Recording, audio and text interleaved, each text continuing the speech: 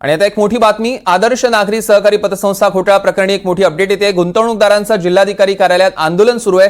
उपोषण करणाऱ्या महिला या थेट कार्यालयात शिरलेल्या आहेत। जिल्हाधिकाऱ्यांच्या कार्यालयात आणि महिलेला भोवळ सुद्धा आली आहे। या क्षणाची एक मोठी आणि महत्त्वाची बातमी आपण बघतोय। गुंतवणूकदारांचा जिल्हाधिकारी कार्यालयात जोरदार आंदोलन सुरू आहे। उपोषण करणाऱ्या महिला कार्यालयात शिरल्या आणि जिल्हाधिकाऱ्यांच्या कार्यालयातच महिलेला भोवळ देखील आलेली आहे। ही दृश्य आपण थेट एनडीटीव्ही मराठीच्या स्क्रीनवर बघतोय। हीच ती महिला जिला या उपोषणादरम्यान आंदोलनादरम्यान भोवळ आली। आदर्श नागरी सहकारी पतसंस्था घोटाळा प्रकरणातली ही एक महत्त्वाची अपडेट। मोहसिन शेख आपले प्रतिनिधी आपल्या सोबत जोडले गेलेत। मोहसिन, काय अपडेट्स? सौरभ, सकाळपासून हे सगळे गुंतवणूकदार जे आहेत जिल्हाधिकारी कार्यालयासमोर उपोषण करत आहेत। याच उपोषणात माजी खासदार इम्तियाज जलील देखील सहभागी झाले होते। सकाळपासून उपोषणासाठी बसले असताना अधिकाऱ्यांकडून कोणताही रिस्पॉन्स मिळत नव्हता।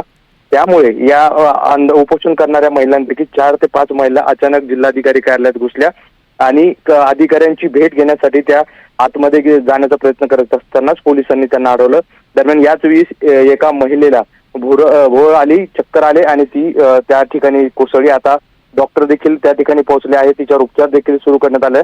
मात्र या महिला प्रचंड आक्रमक झाल्याचं आपल्याला पाहायला मिळालं। तब्बल अंदाजे 202 कोटीचा हा सगळा घोटाळा आहे आणि गेल्या अनेक दिवसांपासून ह्या सगळ्या गुंतवणूकदार आहेत वेगवेगळ्या माध्यमातून आंदोलन करत होते। मात्र आपले पैसे मिळत नसल्याने त्यांनी आज उपोषणाचा इशारा दिला होता आणि त्यानुसार सकाळपासून हे उपोषण सुरू होतं। मात्र संध्याकाळपर्यंत कोणताही प्रशासकीय अधिकाऱ्यांकडून रिस्पॉन्स मिळत नव्हता। त्यामुळे या महिला आक्रमक झाल्या आणि थेट जिल्हाधिकारी कार्यालयात घुसले। सौरभ, मोहसिन, यावर लक्ष ठेवून असा त्याचे अपडेट्स आम्ही तुमच्याकडून घेत राहू। तुर्तास धन्यवाद।